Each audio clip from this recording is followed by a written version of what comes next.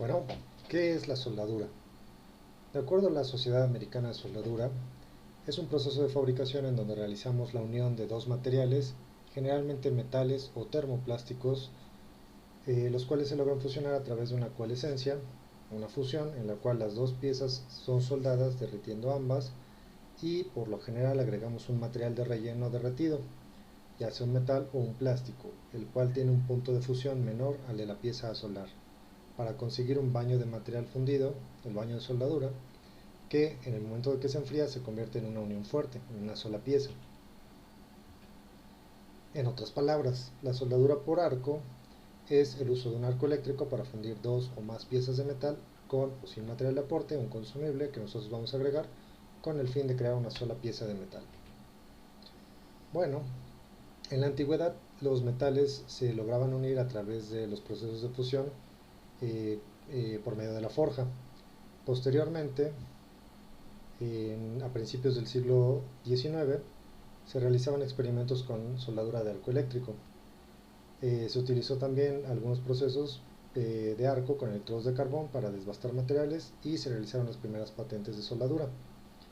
Pero fue hasta principios del siglo XX donde se pudo realizar una patente y empezar con la fabricación de forma industrial.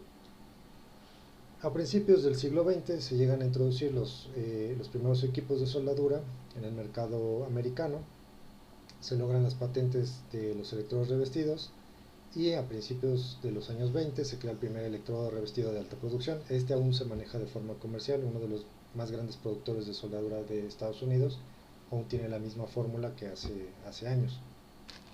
En los años 30 se desarrolla el primer electrodo de bajo hidrógeno y se desarrollan también los procesos de soldadura TIG y arco sumergido. Y prácticamente en la Segunda Guerra Mundial la soldadura se convierte en la primera forma de unir metales. Más o menos a mitad del siglo XX se desarrollan los procesos de microalambre, se desarrollan también los procesos de alambre tubular sin gas, se desarrollan los procesos de tubulares con gas.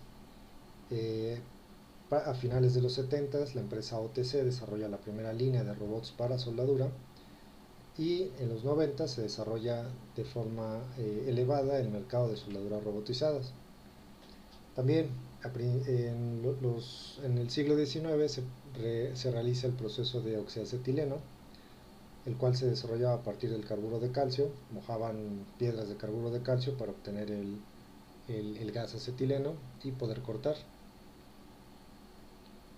El corte por oxicombustible es un proceso de oxidación acelerada y expulsión de material. Podemos tener diferentes equipos, hay diferentes empresas que realizan la fabricación de los equipos de oxicorte, esos se siguen utilizando de forma muy amplia.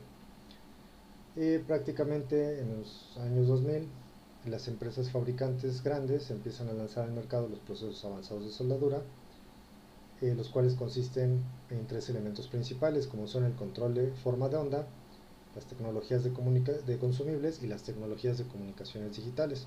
Esto lo veremos después a más detalle. ¿Qué podemos soldar?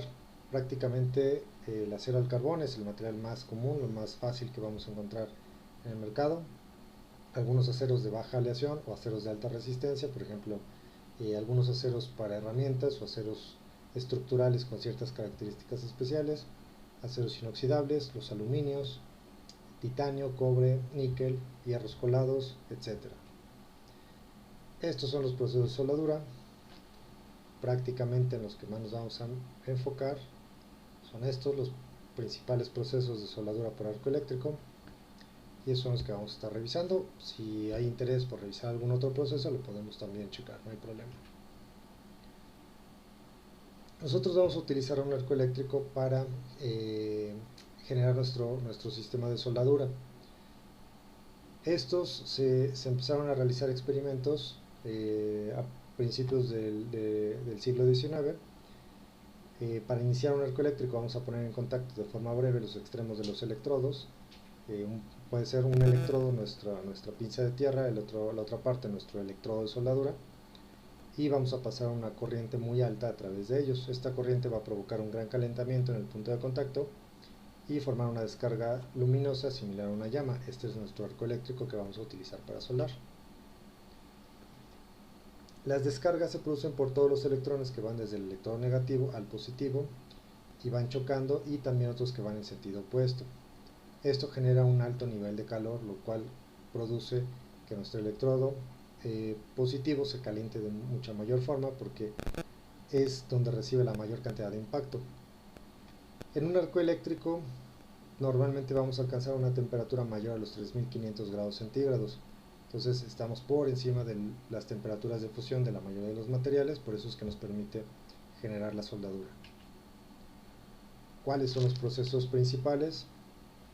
De acuerdo a la AWS, tenemos SMAW, que es Shielded Metal Arc Welding, que es el proceso de electrodo revestido, el que más comúnmente conocemos.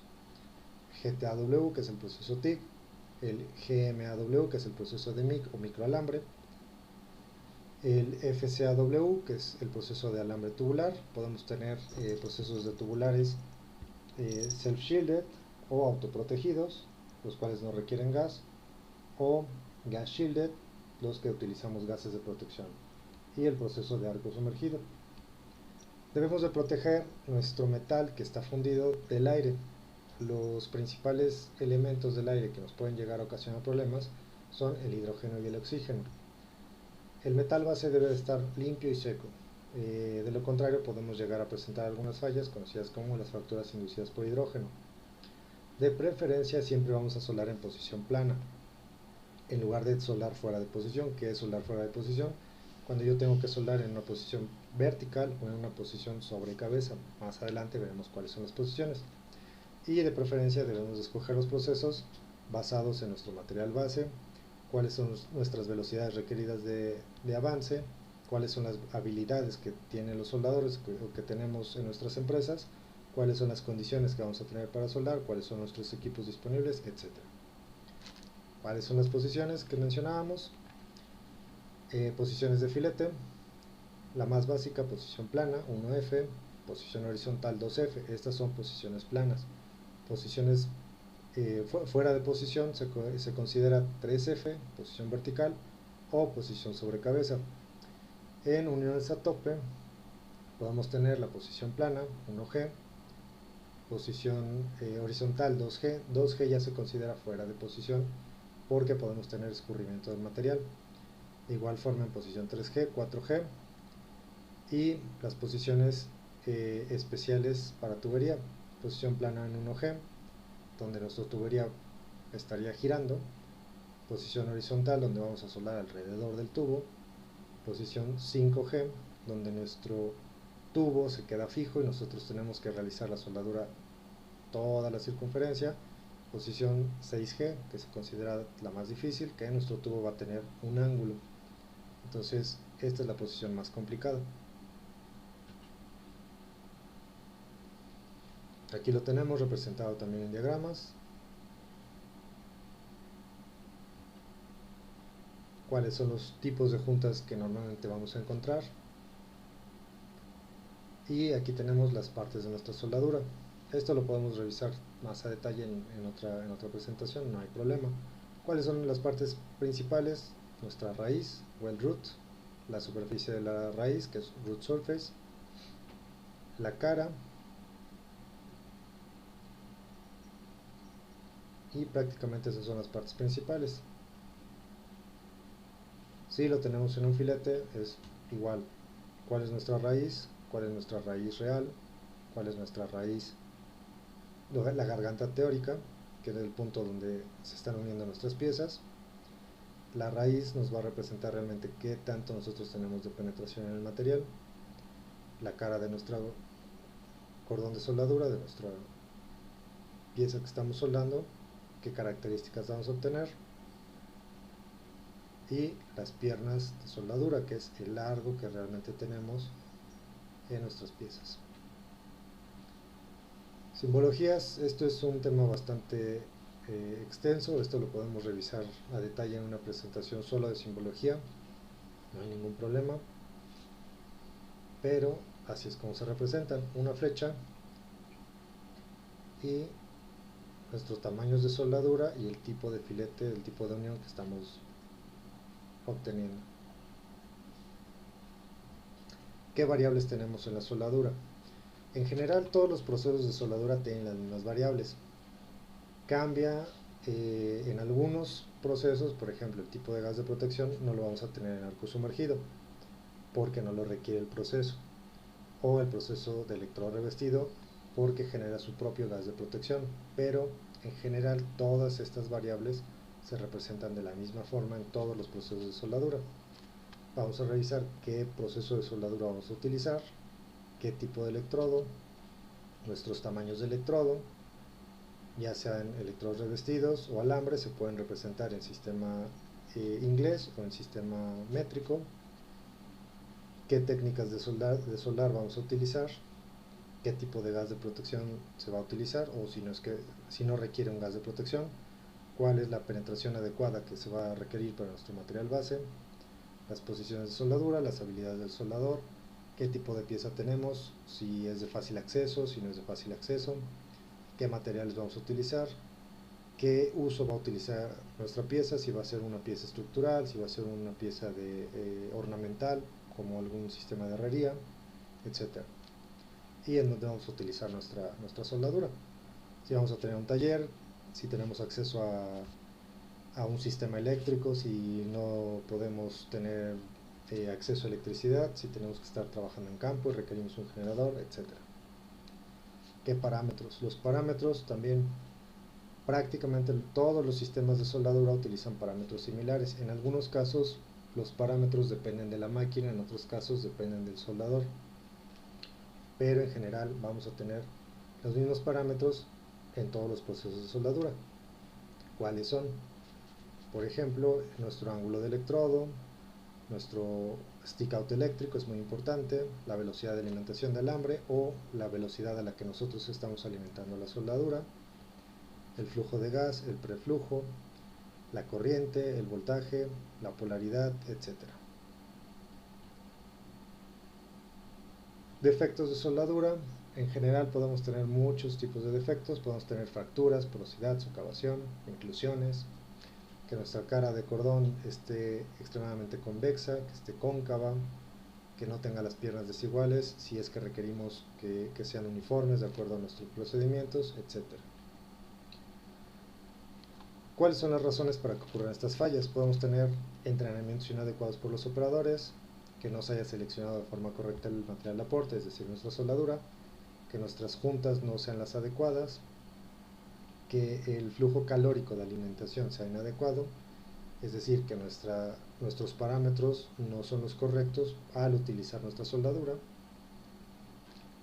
que tenemos altos esfuerzos residuales. Esto se refiere a que nuestras piezas pudieron llegar a calentarse demasiado y el metal al expandirse genera ciertos esfuerzos. Entonces cuando el metal se vuelve a enfriar puede generar ciertas contracciones dentro del mismo metal y llegarse a romper, que tal vez las condiciones ambientales no son contempladas en el diseño original, es decir, que nuestra pieza de acero al carbono tal vez va a trabajar en un ambiente de un nivel de, de, de sales, por ejemplo, que esté en una zona marítima, entonces el nivel de corrosión al que está expuesto es alto, entonces nuestra pieza va a fallar, tarde o temprano va a fallar. Que tenemos sobrecargas accidentales y cargas continuas mayores que las cargas de diseño. Esto es muy crítico, sobre todo en estructura, porque lo hemos visto, sobre todo aquí en México, con la parte de los temblores. Las temperaturas de servicio que no sean las adecuadas, esto es también importante, sobre todo en algunos materiales, sobre todo los inoxidables, hay que tener mucho cuidado con esa parte. Y el uso incorrecto del gas de protección, que nuestra soldadura nos dice, por ejemplo, tenemos un gas que no es el adecuado, por ejemplo, para un alambre tubular. Entonces nuestra soldadura no va a cumplir. Aquí tenemos una representación gráfica de los defectos. Esto igual lo podemos revisar a detalle.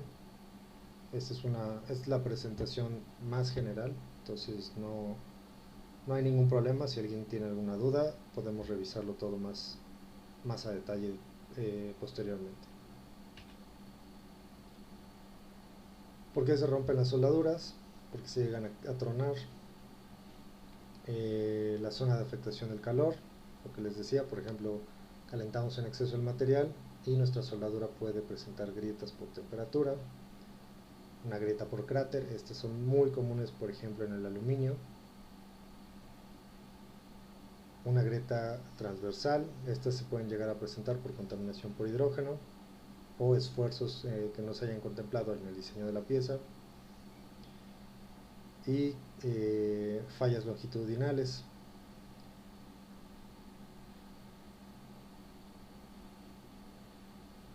¿Qué pruebas y análisis normalmente se realizan? Tenemos dos tipos de pruebas no destructivas y pruebas destructivas. En las pruebas no destructivas realizamos exámenes visuales, se pueden trabajar con líquidos penetrantes, se puede hacer inspección ultrasónica o radiografías. Estas nos pueden indicar si tenemos algún defecto en la pieza sin necesidad de destruir la pieza. Las pruebas destructivas, como su nombre lo indica, nosotros vamos a cortar una parte de nuestro material, de nuestra pieza, y realizar un esfuerzo. Normalmente puede ser un sistema de doblez o un impacto, se puede golpear la pieza y determinar cuál es el tipo de falla que llega a presentar. Estos normalmente se deben de realizar por un inspector, un CWI, el cual va a determinar en qué condiciones se debe de realizar la prueba para que cumpla con cierto apartado de las normas. ¿Cuáles son los documentos que normalmente se deben de realizar? En general, lo que vamos a tener son procedimientos de soldadura, un WPS, que es el que está en la parte derecha, el cual nos va a indicar qué empresa es la que está trabajando la pieza, qué tipo de soldadura va a ser, qué proceso, qué materiales están soldando, cuáles son los parámetros generales y cuáles son las secuencias de soldadura. Nos va a indicar, por ejemplo, en la parte de abajo dice cuál es el orden que se debe de realizar para los diferentes cordones de soldadura y que la pieza vaya de acuerdo a lo que nos indican las normas o lo que se haya determinado por el inspector de soldadura. En la parte izquierda, en la parte de abajo, no se aprecia mucho, pero es un certificado de un soldador. Igual, nos va a indicar qué proceso se va a calificar, qué condiciones son las que debe de cumplir el soldador y qué proceso.